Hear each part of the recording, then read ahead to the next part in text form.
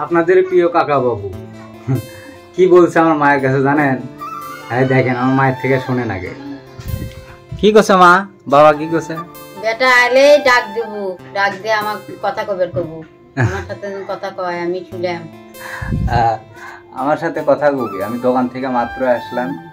Mic করছে যে jug আসলে আমাকে ডাক দেবো, আমি জগের সাথে কথা কমো, মানে দেখা হয় না যে ঘুম পারে যে আমি যে চলে যাই, ওই জন্য এই কথা বলছি। আর এই দেখেন কি ঘুম পাড়িচ্ছে দেখেন।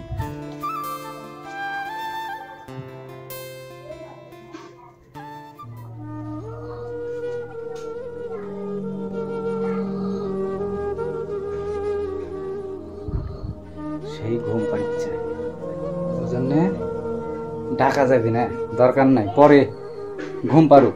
মাত্রই বলে শুয়ে পড়ছে, একটু আগে শুলো। তা এখন আমি যখন দোকানে আবার যাবো খাওয়া দাওয়া করে, যাওয়ার সময় আবার ডাইকে কথা কয়ে চলে যাবো।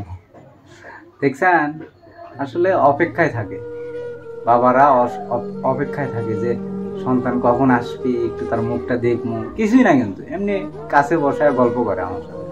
ঠিক আছে, গল্প করে অনেকক্ষণ ধরে আমার মুখের দিক চায়া থাকে, দেখে আমার, দেখে যে আমি তার ছেলে, বড় হয়ে গেছি। হয়তো মনে করে যে আগে কোলে করে নিয়ে ঘুরিচ্ছিলাম, কত আবদার পূরণ করেছিলাম। আজকে আমার বেটা আমার কাছে বসে আছে, আমি অসুস্থ, অনেক কিছু ভাবে হয়তো। তো যাই হোক, আমিও তাদেরকে যেভাবেই পারি তাদের ভালো রাখার চেষ্টা করি।